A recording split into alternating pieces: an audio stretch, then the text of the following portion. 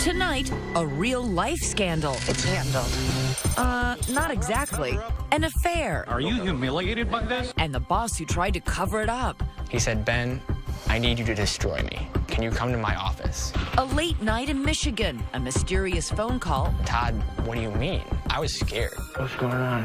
You're freaking me out. Inside, just one man, the face of Christian family values, Representative Todd Courser. Friends, it's time for some straight talk. This statesman has a secret to bury, a steamy affair with her, a married colleague. My name is Cindy Gamrat. I'm running for state representative. His outlandish plan, laid out on a hidden recording, is to smear himself. Courser caught on tape behind Lansing nightclub, porn addicted, sexual deviant, male on male, paid for sex. So when people find out that it came from you, they're gonna ask, Todd, what the hell are you thinking? Making up something so outrageous. What? No one would believe it when the truth about his love life leaked out. Are you a hypocrite? We're right there with them as they speak to 2020 about the outrageous national scandal. Sex, lies, cover-ups. Cheating on their spouses. A lead story. A bizarre attempt to hide their extramarital affair. And a laughingstock. That is the worst plan I've ever heard. And I'm including trickle-down economics, the pull-out method, and the plot of The Parent Trap. It's not about me. Tonight, blackmail. People were following you guys. It's as if they knew your every move. They did know every move. Threatening texts. Oh my God. A secret affair. Wow. All leading to disorder in the house. You have power, politics, sex. That's not how I wanted it to go. The circus needs to go. A capital offense. Good evening, I'm David Muir. And I'm Elizabeth Vargas. And if you're stuck in a snowstorm tonight, settle in for tonight's mystery with plot twists you will not believe. The number one being, why would a politician fabricate an outrageous scandal to discredit himself? A scandal to cover up his real-life secret. It all began a full year ago this month, but tonight the puzzle pieces finally coming together right here. Those recordings, the threats, and now the two at the center of the affair speaking out to 2020 about why there was such an attempt to cover it up. Here's ABC's Gio Benitez with a capital offense. Lansing, Michigan, its modest skyline nestled around the noble dome of the Capitol, is normally the humdrum hub of state government. Typical Midwest town with typical Midwest politics. You solemnly swear to uphold... But that all changed last January when two ambitious newcomers come to town. Freshman Representatives Cindy Gamrat. I ran for office because I believe in freedom. And Todd Courser. We were going there on a mission. The two buttoned-down, plain-spoken Poles hail from opposite sides of the state. So you got, what, 30 acres there? There's 30, yeah. It's great for the children, obviously. It's sort of created a, Huck Finn life. Courser, a lawyer by trade, is from rural, religious Lapeer in the east. I think it's 112 churches in the county. It's a very faith-based community. And Gamrat, a homemaker and former nurse from the modestly titled town of Plainwell in the west. It's beautiful. It's a wonderful place to live.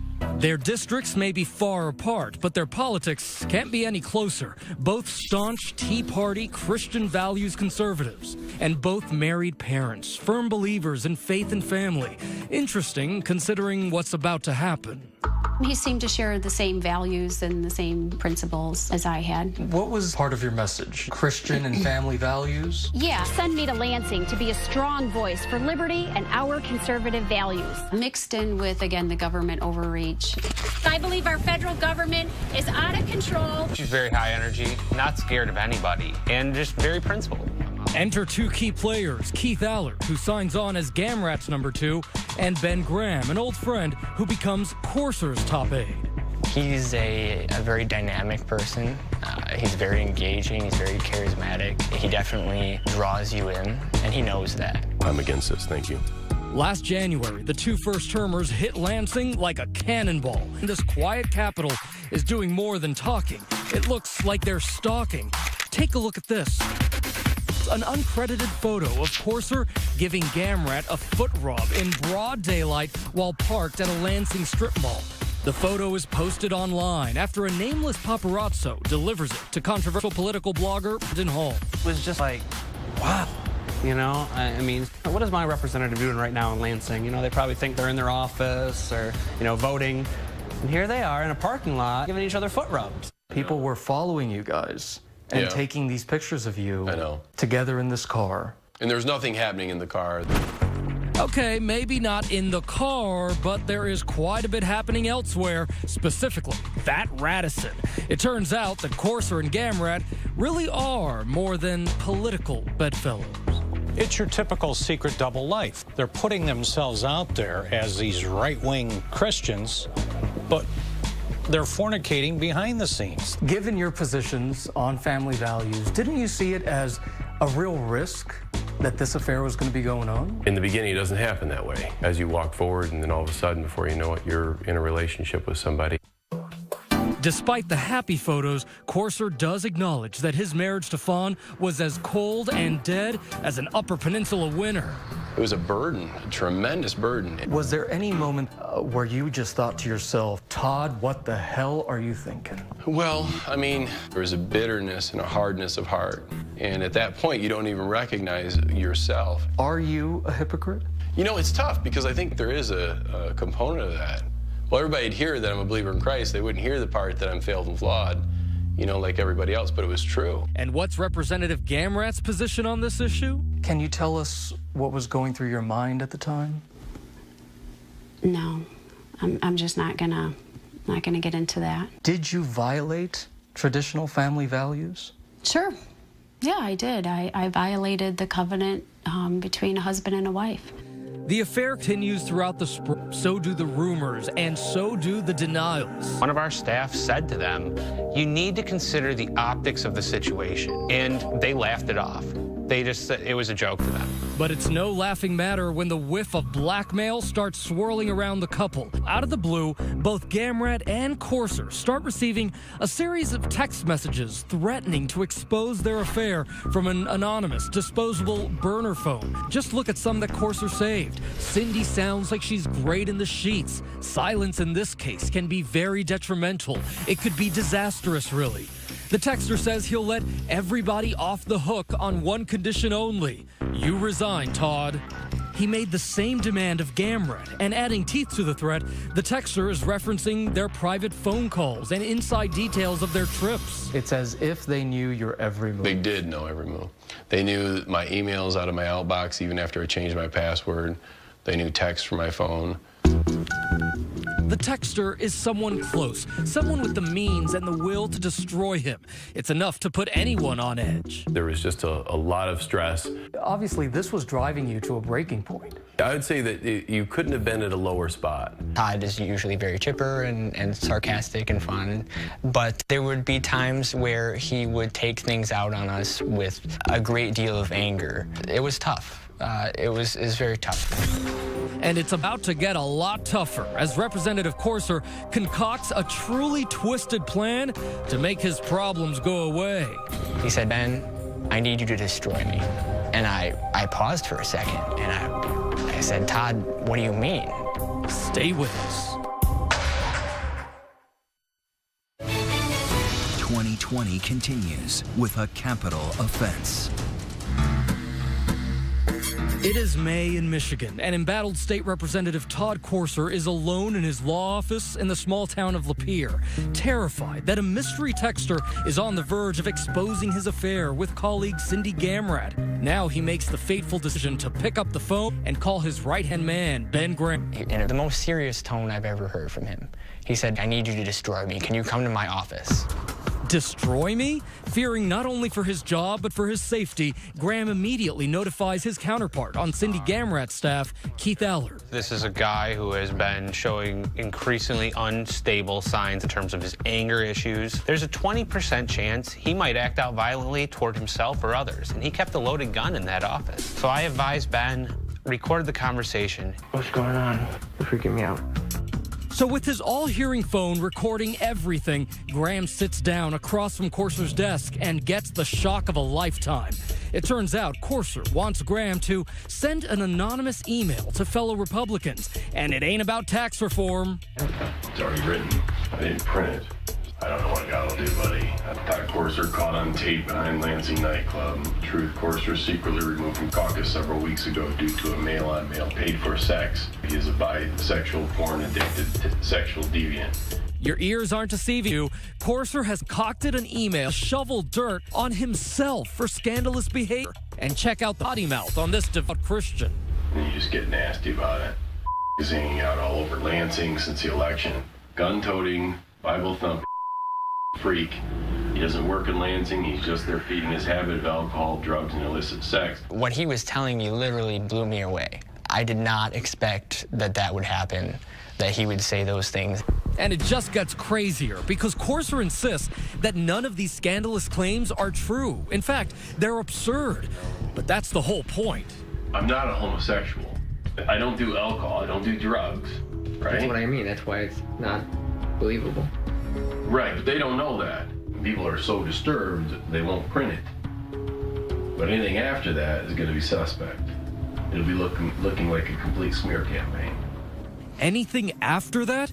Courser is clearly anticipating that the mystery texter will be exposing his love affair with Cindy Gamrat any day now. Stuff's going to come out, Benjamin, and they're going to implicate myself and Cindy Gamrat. Courser's hope is that the phony smear will somehow thwart the extortion scheme of the mysterious texter by diverting attention from the affair. I'm going to start a rumor that I'm having sex with gay prostitutes all over Lansing. That's just going to make the affair with Sid seem like nothing. Nothing's going to stick to the wall because it's so slimy. People will see it and they'll be like, holy what is that? You know, I even hear my voice, I don't even recognize who I am. So when people find out that it came from you and it's about you, they're going to ask, are you crazy? Yeah, inside of that, at that moment, at that situation in the darkness of where I was at, just personally. Why did you decide to go with the storyline of a gay prostitute? I mean, did you think... It was so ridiculous. It was really over the top. I know it was offensive to homosexuals. It was completely ridiculous, and I didn't mean it. Let's listen to some of that audio. But what about Gamrat's role in this game? On the recording, Courser says she's down with the plan. Hey, we agreed. Who? Cindy and I. On this? Yeah. So right there, he says that you both agreed on this. Mm-hmm. Yeah. Is he lying? Well, when I heard that audio, what ran through my mind is, why did he say that? So this email for you came out of left field? Yes. So that was a lie? Yeah, oh, absolutely. Back in that law office, Courser's demented plan has little appeal for his aide, Ben Graham. Remember, Courser wants Graham to send the email for him. Instead, the trusted aide says he walks out of the meeting shaken and alarmed. I couldn't believe he was asking me, and I couldn't do it. I texted him back and said, Todd, I can't help you do this. I can't help you cover it up. I think loyalty went out the window for these staffers, and crazy filled the room. Undeterred, Courser sends out the self-incriminating email himself under a fake name to a Republican mailing list. Breaking scandal, blared the subject line. Indeed, it feels like this scandal has crossed into Olivia Pope's turf. In your resignation, because in this town, your career's over. And yet, despite hitting the self-destruct button, Courser does not self-destruct. The email gets little notice. The sleaze bomb is a dud. I sort of dismiss it because I thought, well, I hear a lot of weird stuff. Politics and slanderous things are said of a lot of people. Better still, the tormenting texter never follows through with the threats. Did you think, I'm going to get away with this? Well, I don't think it was really to get away with it. It's like one of those chapters in your life you say, it was a crazy time. But then, Courser and Gamrat give themselves more bad advice and follow it. That summer, for reasons now in litigation, they decide to cut off their own right hands, Ben Graham and Keith Allard, citing poor performance. They'd come into work late, they wouldn't show up they were required to. These are the guys who know all of your secrets. They do. Was it the smart idea to fire them? There's no way that they were competent, that they should be there. Maybe so, but hell hath no fury like a staffer score. I felt that it was important for people to know the truth about these people and what they were doing. And we begin in Michigan. Todd Courser. Coming up, those confidants double-cross the boss, and Todd Courser finally hits the national political stage, but not in the way he hoped. It's true. He sent an anonymous email accusing himself of a fake liaison with a male prostitute. My very first reaction was, oh my God, this is huge.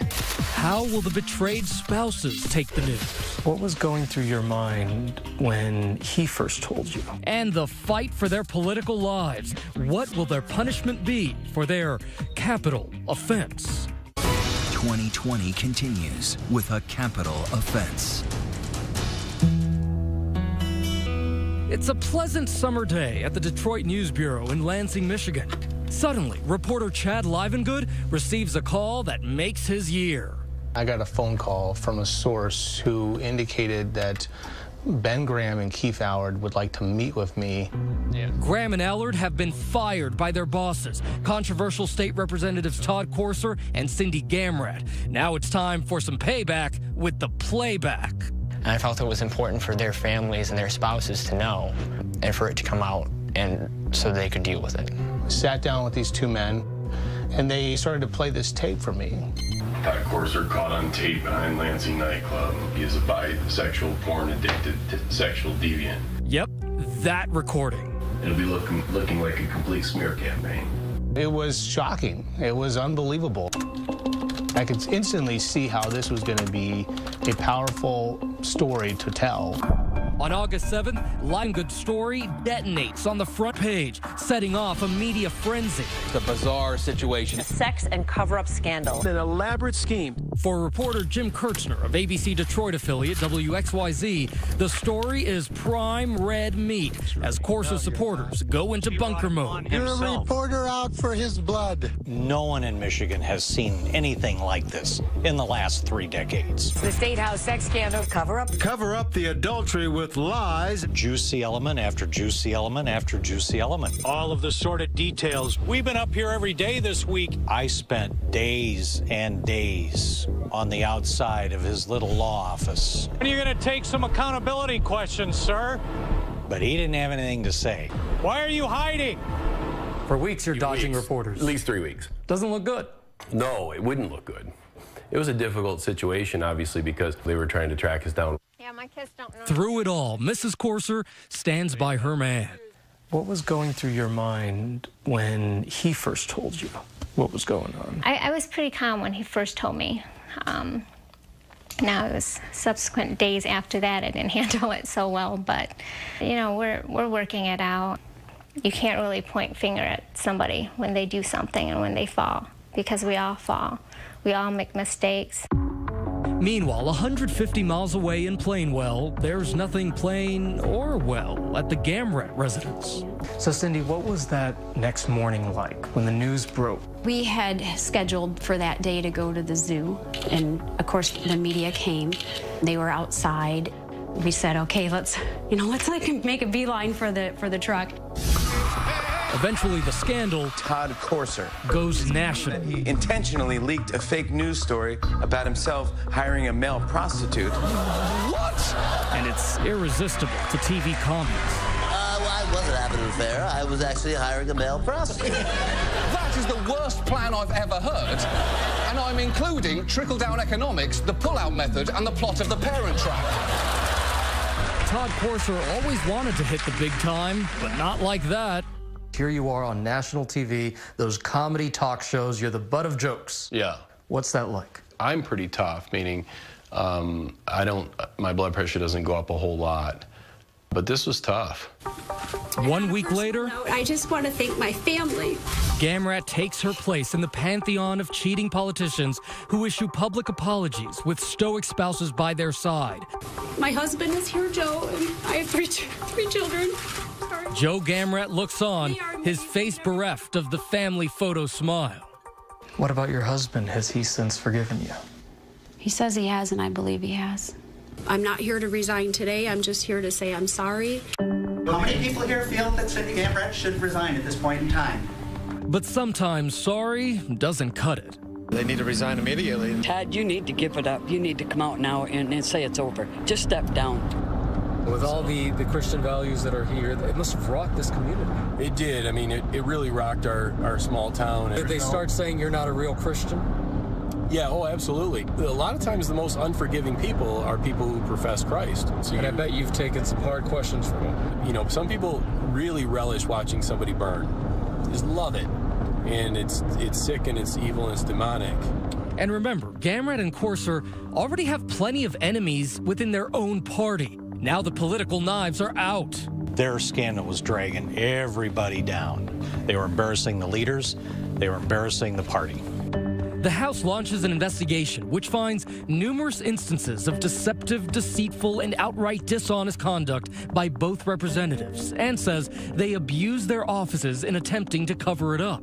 It's not always the scandal, but it's the cover-up. Claims that to this day, both Courser and Gamrat strongly deny.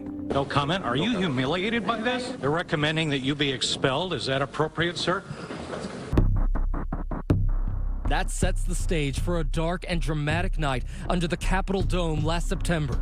There's no death penalty in Michigan, but this sure felt like an execution. By then, the Republicans and the leaders and everybody had said, we got to toss out the trash. Stand against deception and disdain and disrespect. While Representative Ed McBroom and others lobby for expulsion, Courser is not about to go gentle into that good night. I had no intention of resigning. I'm a gladiator, I'm a warrior. Then I would ask that you folks would vote no on expelling me.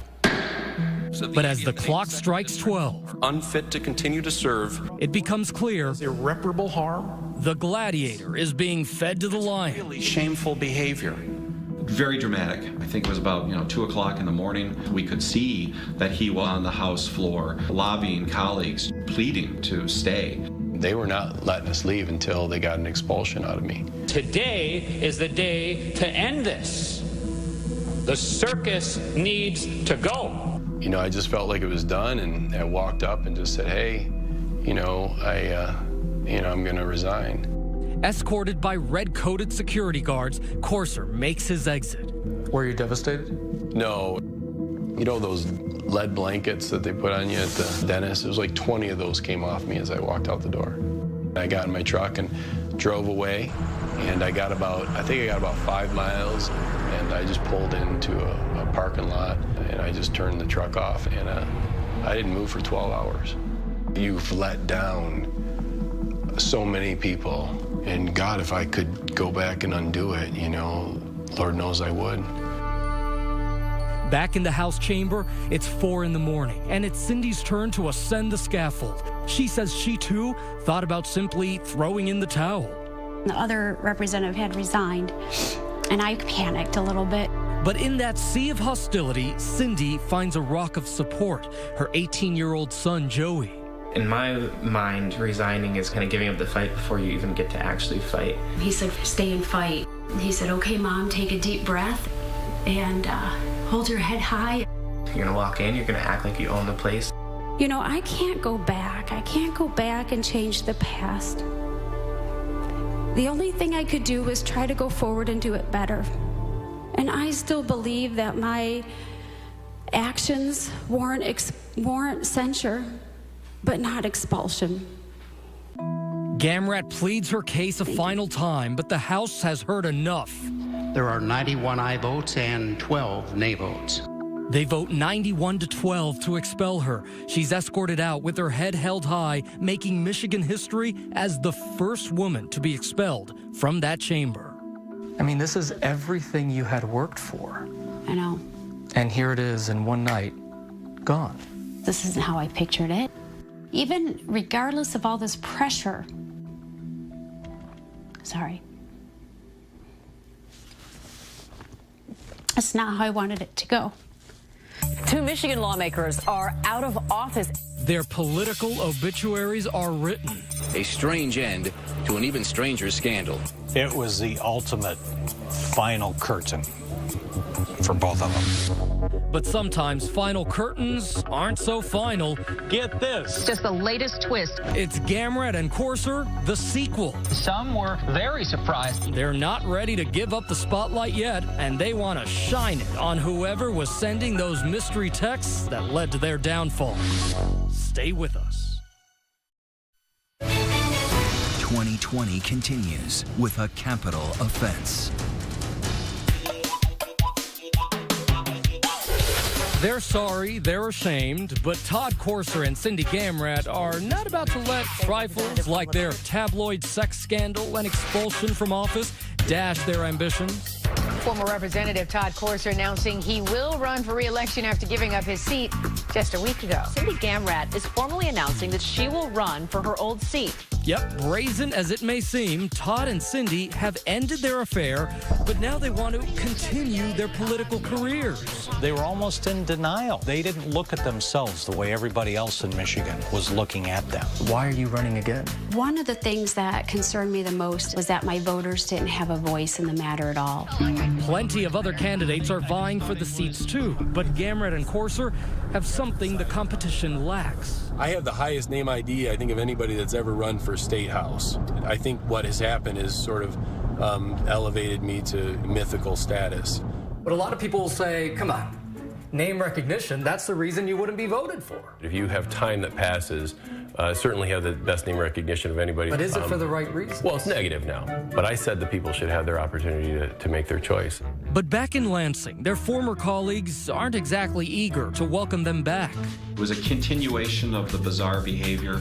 I think it showed contempt for the system. It showed their contempt for the voters. It'll be my name on the ballot. It's not about me. It's about the people. Courser and Gamrat say they are still the most conservative candidates running. Really now the voters will have an opportunity to be able to make their own decisions. This is no normal election. And now they just want to make laws, not love. Election day in West Michigan with several big seats. November 3rd, Election Day, Judgment Day, and 2020 is there. Lord, your ways are the right ways. A prayer is very much in order. No matter the outcome in all of this and what we do, it's in your hands. What's going through your mind today? Obviously, it's it's a huge day, and you got all the emotions of all this happening. Courser spends the day chatting up reporters and voters, while Gamrat makes some last-minute calls to constituents.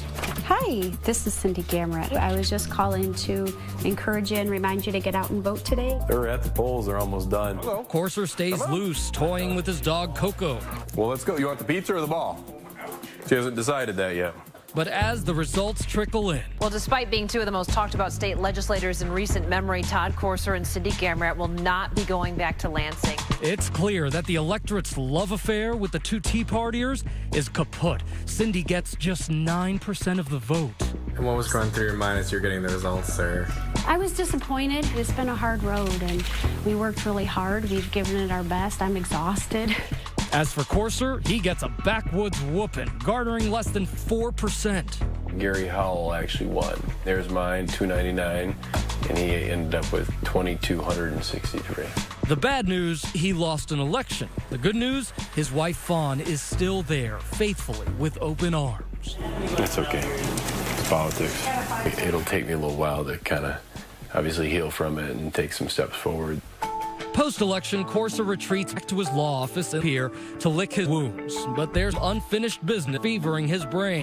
He just can't get over those mysterious text messages that hit his iPhone last May.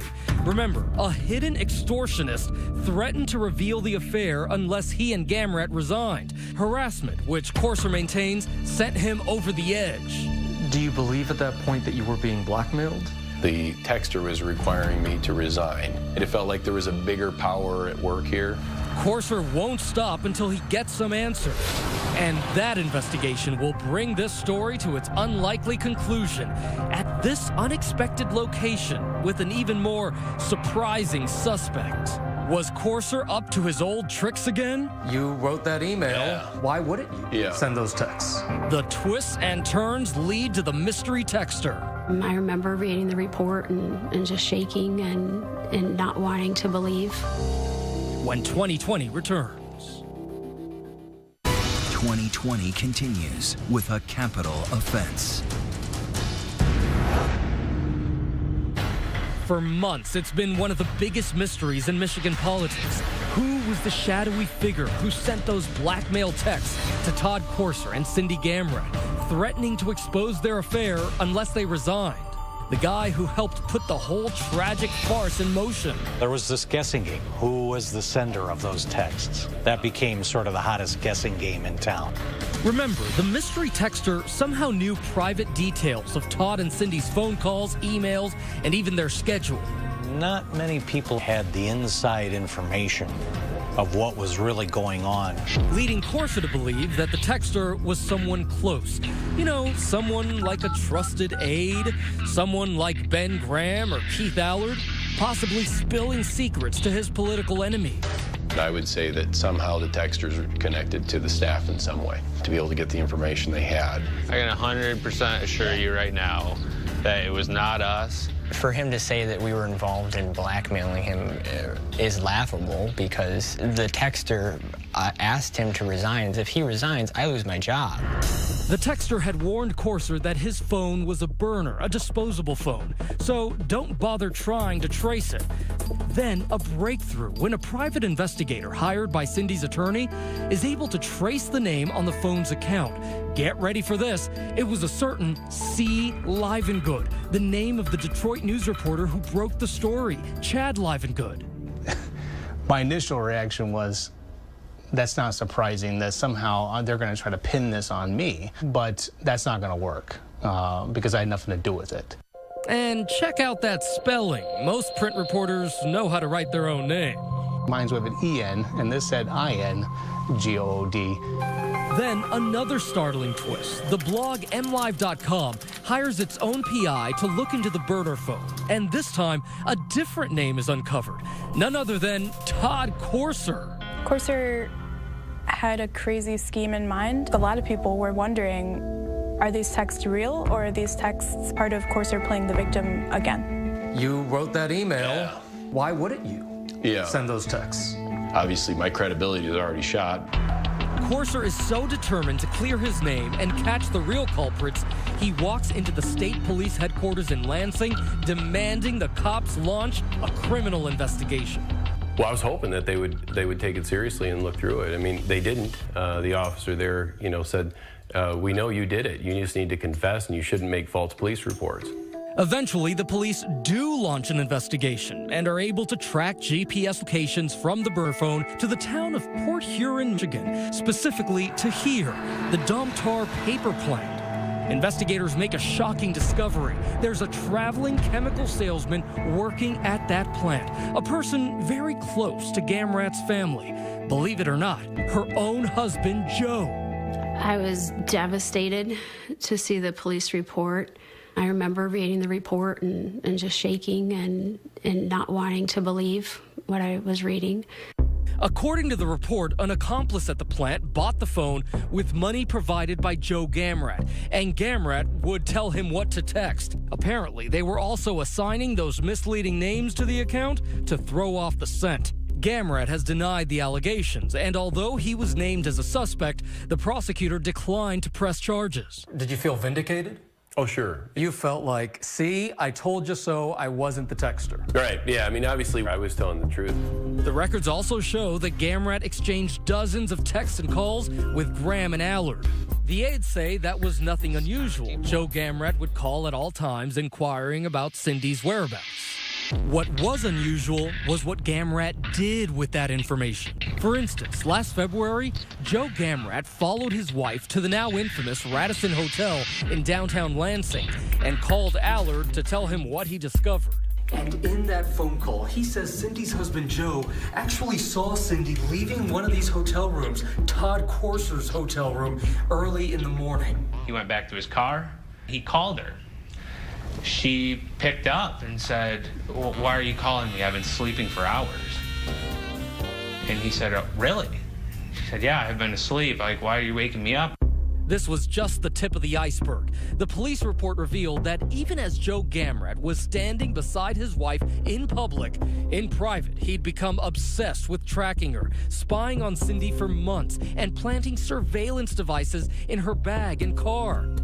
Remember those photos of Courser giving Cindy a foot rub in a Lansing parking lot? Well, police found foot rub shots of the two on Joe Gamrat's iPhone. The level of the spying he was doing on his own wife was intense and amazing. I did not expect that. When that is happening to you, it's really traumatizing, and there's a fear component, and a feeling of not feeling safe or secure. And what does Joe Gamrat have to say about all of this? So we've tried reaching Joe Gamrat. We've texted him, we've called him, no response yet. So now we're going to go to his house, see him in person, to see if he has anything to say about this. Gamrat did come out to speak with us, but he wouldn't go on camera. He said he just wanted to put this whole thing behind him. Joe Gamrat is still the mystery man. If there's a cliffhanger in this story, it's Joe Gamrat. When we return, their political careers are over, and now maybe their marriages are too. It's hard because it's cold out. Why is Cindy Gamrat sleeping in a parking lot when 2020 returns? 2020 continues with a capital offense. It is a bracing January evening, just last Friday, as Cindy Gamrat drives her SUV to a Plainwell, Michigan parking lot. It's hard because it's cold out. This, she says, is where she spends her nights when her husband Joe comes home from his business trips on short notice. I'll tell you, when it's really cold, you wake up and then you start the car and, let it warm up, and I have a sleeping bag and blankets and that, so it stays warmer.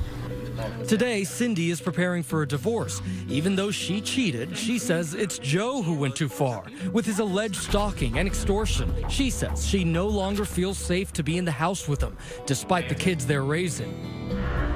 As for her future, well, she's starting an advocacy website to help others who have been put under surveillance by their spouses. I just hope something good can come out of all this, because it's all been bad, and it's all been so bad. But while the Gamrat's marriage is over, Courser's is actually moving forward. He says the scandal made him and Fawn take a hard look at why their marriage was so troubled. They have now entered counseling in order to form a more perfect union. We want to heal our marriage, and we want to stick together, and that's what I want to ask you about. You forgive him. I forgive him. Saying you want to forgive someone is so much easier than actually doing it. And it's a work in progress. It may be true that a house divided against itself cannot stand. And while Courser may never again set foot in the State House, for now this house will have to be good enough.